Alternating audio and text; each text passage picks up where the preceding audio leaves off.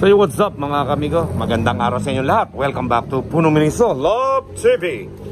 So for today's video mga kamigo, pag-usapan natin yung mga nangyari nitong mga nakaraan na to, kung bakit gusto ko nang mag-quit sa pagkakalapate. Okay? Nagpagawa ako ng malaking loop na to para akala ko mas maganda para sa kalapate na dumami, na maraming mabigyan ng mga kabataan dito sa ating loop. Pagka maraming libreng kalapate, papamigay natin sa mga kabataan, yung mga walang pambili. Pero nangyari mga kami, dumami yung kalapate natin, mas nangailangan tayo ng loopman. Si Puno Miniso hindi na po kaya maglinis dito, tinamaan po ako ng allergy Yan kita nyo, naka-face mask ako, doble. Pero pinapasok pa rin pag pumapasok ako sa loob ng loop natin Okay? So, kumuha tayo ng loopman, pero ang magiging problema pa rin natin, loopman pa rin. Kahit nakakuha na tayo ng loopman, ang naging problema, loopman pa rin. Bakit? Tara, samahan nyo ako kung bakit naging problema ang naging loopman natin. Let's go! Nagkakalapati lang, wala na akong masabi. Lupit na mga ibon, dalaga niyang kalapate. Siya ay nakakabilib, taong mapagkumbaba. Kilalang kilala nyo, punong ministro. So what's up mga kamigo? Magandang araw sa inyong lahat. At welcome back to Puno Miniso Love TV. So ngayong araw, ang vlog natin ay yung nangyari kahapon So yun nga, pinag-iisipan ko na mag-quit na sa pagkakalapate dahil nga nahihirapan na ang aking sarili na ipakisama sa mga nagiging loopman ko dito, So, kung parang natatakot akong magkaroon na ng loopman kasi yung loopman ang maisipan na bigla na lang aalis ganun. Yun nga, na-stress ako sa nangyari this last few days sa huling nakuha kong loopman na minomonitor ko kung bakit hindi ko siya pinapakita sa aking vlog kasi meron akong kabay na parang anytime aalis nararamdaman ko pero kinuha ko siya dahil nga recommended siya ng isang tropa natin, kakilala siya, kaibigan siya, pinakisuyo sa akin na tanggapin ko para maging loopman ko.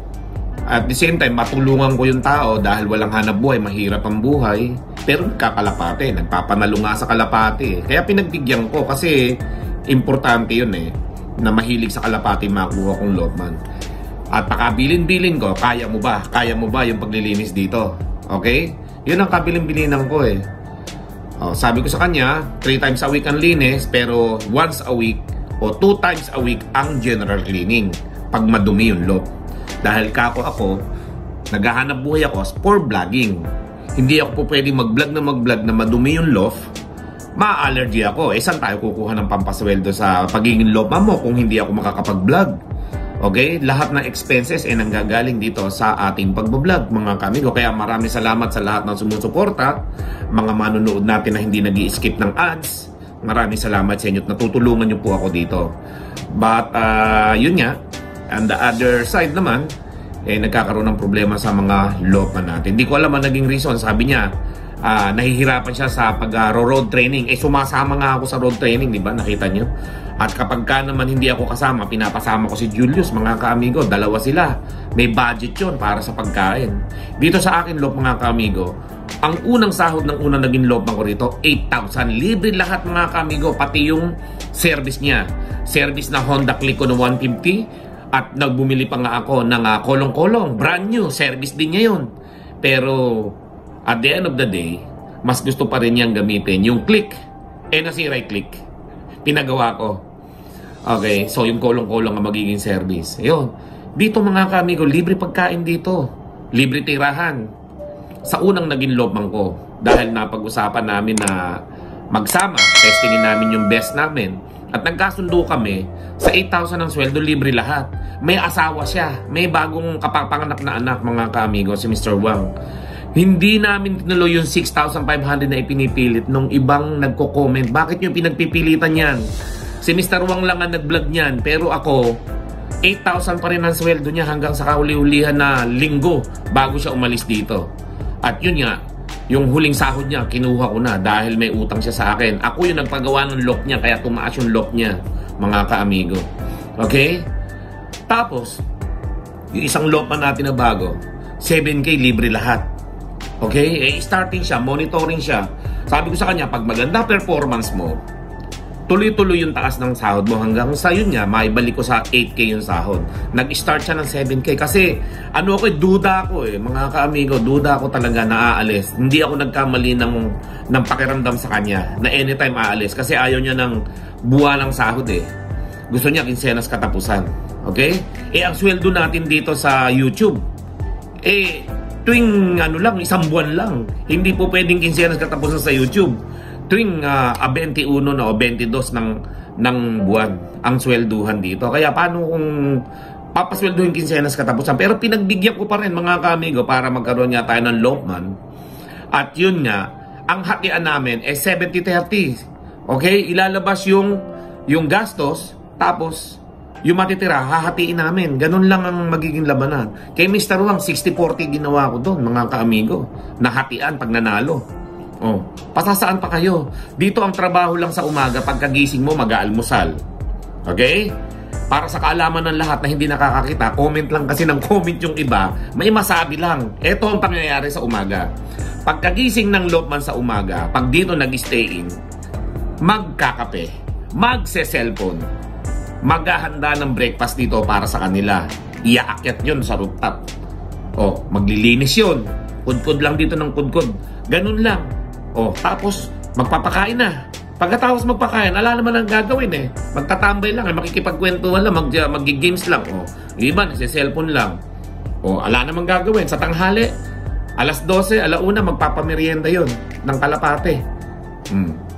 Ganun lang ang gagawin. Tapos maya-maya, magpapainom, magpapalit lang ng inumin. Sa hapon, mga ka-amigo, kung gusto niya maglinis, makakapaglinis siya kasi ang haba ng panahon ng pahinga alauna hanggang alas 3. Sa umaga naman, alas 10 hanggang alas 12. Tanghalian na. Sa hapon, ang haba din. Hindi sobrang hirap maging Lopman, mga ka-amigo. Kaya yung nagsasabi sa akin na lugi, may asawa. Bago po pumasok ang isang Lopman dito, nagkasundo na po kami sa sweldo. Kaya bakit nyo ipupus na sobrang liit ng sahod? Sino ba ang nakakaalam ng lahat ng pangyayari dito? Kami lang nung Lopman at nag-agree yun kahit may pamilya. Okay? Hindi aragabyado yung mga Lopman dito dahil patigas ng mga Lopman na gumagamit dito ng mga service ko.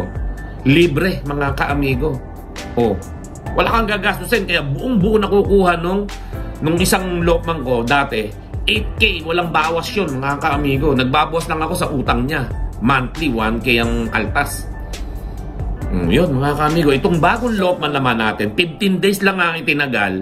Binitin lang din ako sa karera. Eto, nakasali lang kami ng mga pre-pooling. Yun lang. Tapos, nung pagkasweldo, ang sabi lang sa akin, bibili lang siya ng isang sakong mais. 18 pesos daw isang kilo. Pagkakuha ng sahod nung hapon, nag-chat sa akin nung gabi na hindi na siya maglo-Lopman. Ganun, hindi dapat ganun Ang Lopman, bago umalis dapat sa amo, dahil nagkasundo nga kayo, nung una nag-a-apply ka, ang bait-bait mo, kaya mo lahat ng trabaho di ba? Lahat ng klaseng pagpapakuha, makakuha ka lang, ay sasabihin mong okay lahat, oo, kaya.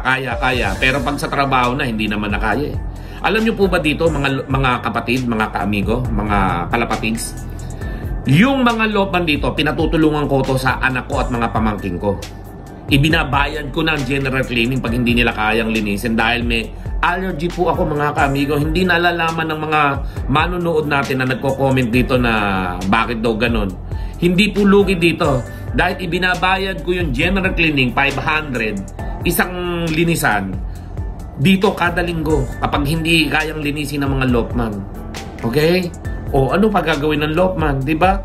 Buo yung nakukuha niyang sahod pero pinapasahod ko pa sa iba yung mga extra na general cleaning dito sa loob. Ganun po ang pangyayari dito, mga ka-amigo. Hindi ko po hahayaan na maabuso yung mga Lopman dito. Pantay-pantay po kami. Kung ano kinakain namin dito, kinakain din ng Lopman. Kung ano pagkain dito sa loob ng bahay, inaakit dun sa rooftop para kainin din nila.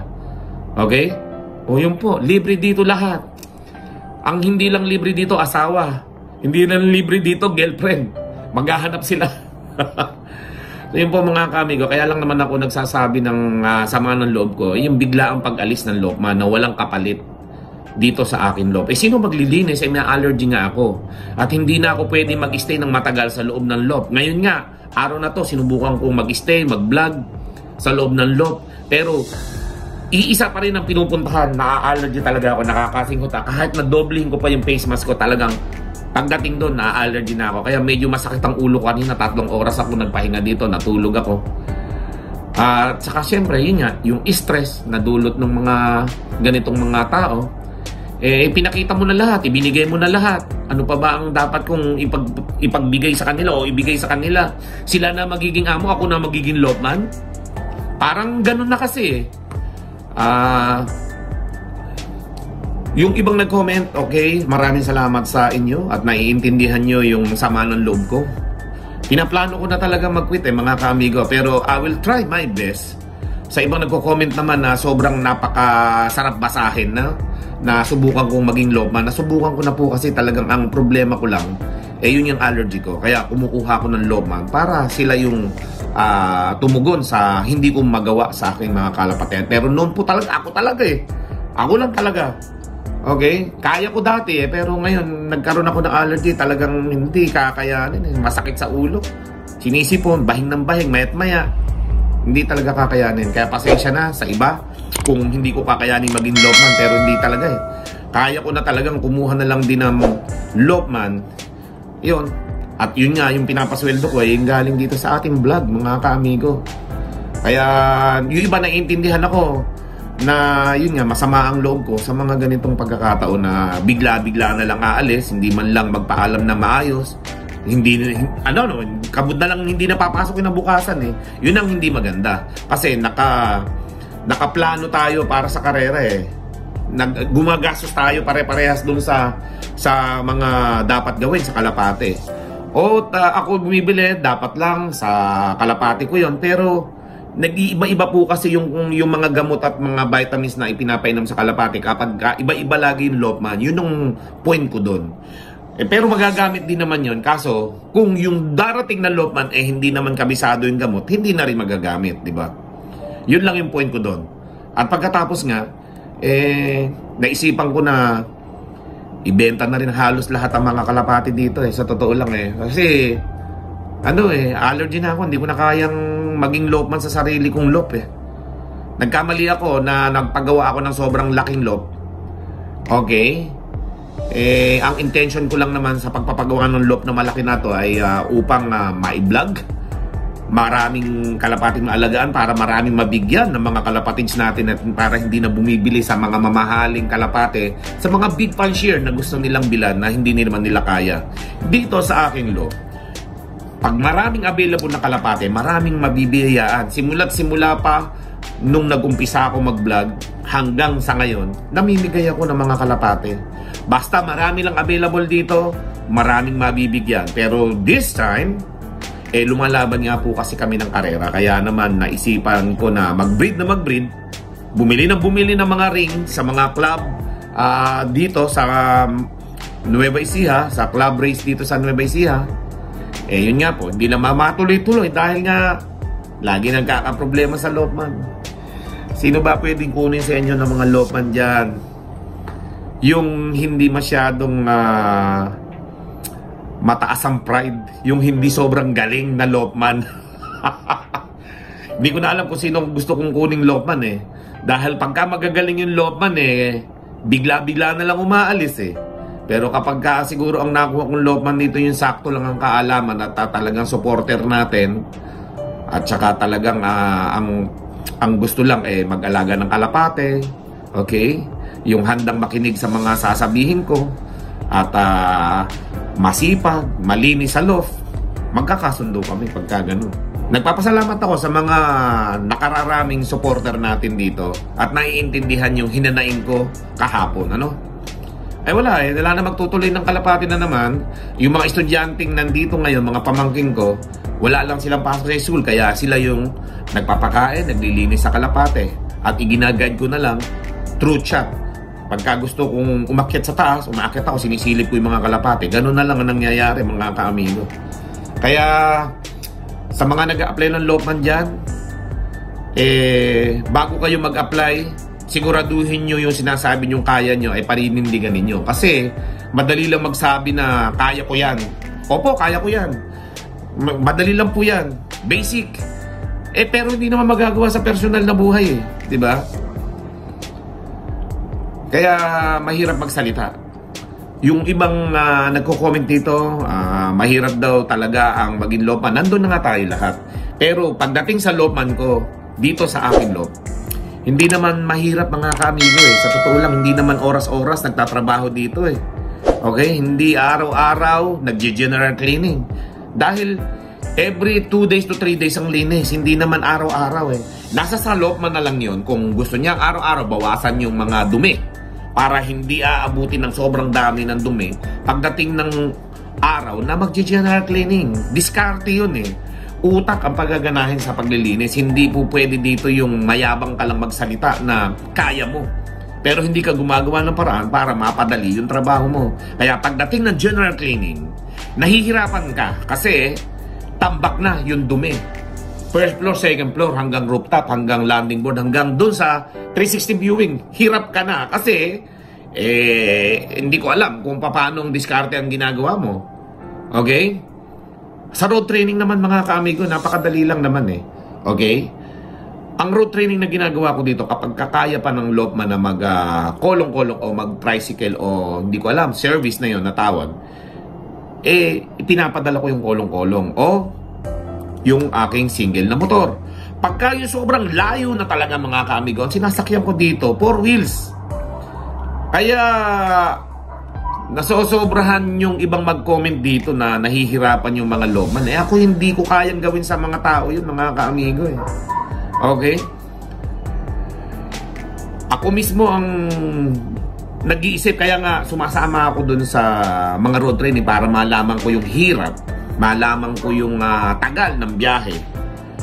Para napapag-advancean ko na ng pag-iisip yung mangyayari sa mga susunod na mas malayo pa na road training, nakakailanganin na talaga ng mga kotse.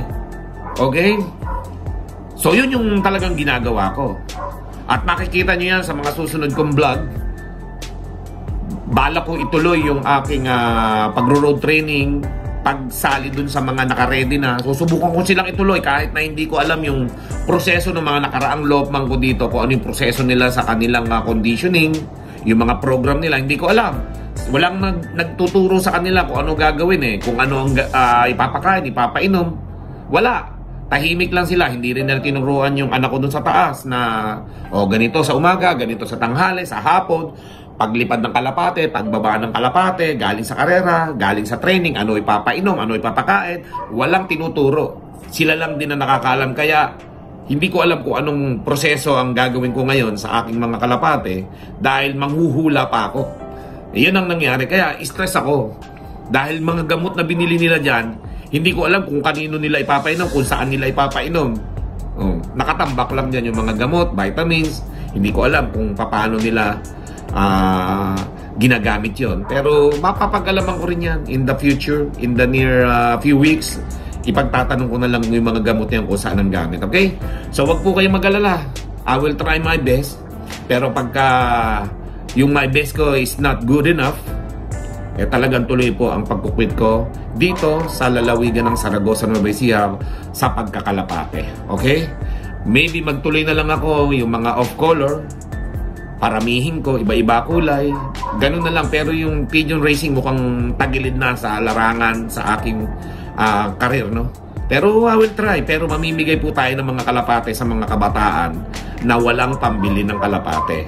Yan po ay sinisigurado ko sa inyong magkakaroon na naman tayo ng mga bigayan sa mga susunod na to. Basta po matapos lang natin itong ating mga nakaset na to. Meron nga akong ring dito ng CL mga kaamigo, yung kulay puti 2024 CLRPC, kulay puti na ring. Okay? Yung CLRPC po kasi ay isa sa pinakamagandang club dito sa Nueva Ecija. Kaya naman doon ako kumukuha palagi na madaming ring. Yun. Kaya yun ang nakaset ngayon. Hindi ko alam kung sino ang magiging Lopman ko, kung meron man, o ako na rin, para ma-ready ko yung 20 pieces na ring dyan. So yun mga kamigo at mga kalapatids, maraming salamat sa inyong lahat. Huwag po kayong mag-alala. Susubukan ko, sisikapin ko na ako muna ang maging lawman hanggang naghahanap ako ng deserve na maging lawman dito sa akin law. Okay? Pipilitin ko ang makakaya ko hanggat kaya ng aking ilong sa allergy na yan. Gagawin ko ang makakaya ko. Maraming salamat sa mga sumusuporta na hanggang ngayon naniniwala sa mga nagagawa natin sa ating mga kalapatids at mga kamigo sa pigeon industry. Yung mabigyan lang ng mga kalapati yung mga bata na hindi kaya bumili, masaya na ako doon di ba? Yan nga rin ang motto ko nung pa. Kaya naman tuloy tayo sa pamimigay ng mga kalapati na yan. Basta't matapos lang natin itong mga club race na to, wala na tayong iisipin na pangkarera mga kalapate. Maluwag na naman tayo makakapag-breed para makapagbigay sa ating mga kaamigo at mga kalapatis na nanonood ngayon, okay? Mega loud shoutout sa ating mga bisita, mga silent viewer natin, mga solid viewer natin dyan. Maraming salamat sa inyo lahat. Sa mga OFW natin, mga kaamigo at mga kalapatids, mega loud shoutout sa inyong lahat, ano? At kung kayo po ay bisita sa ating YouTube channel at ngayon lang napasyal, huwag niyo pong kalimutang mag-like, share, and subscribe. At i-hit nyo na rin yung notification bell upang maging updated kayo sa aking mga latest video, mga kaamigo. Okay? So, ingatan lahat. Happy flying. Tuloy ang laban. Dahil tulad nga ng mga comment ng iba, ituloy ko lang. Huwag akong susuko at magkakaroon din ako ng lawman na deserve para sa loob ko. Sobrang nakakataba ng puso yung mga nagko-comment dito, mga kaamigo. Binabasa ko yan. Okay? Maraming salamat. At sa mga hindi naman nakagusto ng aking content, malaya po kayong sabihin ang gusto nyo sabihin kasi sa Pilipinas po tayo di ba? Kaya okay lang yun. At tinatanggap ko naman kung ako yung may pagkakamali. Yun. Pagkakamali ko yung sumobrang mapagbigay ako sa mga tao. Yun lang, naaabuso Pero it's okay. Ganun talaga mga kaamigo. Kaya sa mga kaamigo at mga kalapatis natin dyan, maraming salamat sa inyong lahat. Happy flying and God bless us all. Thank you! With punong ministro, Lap TV.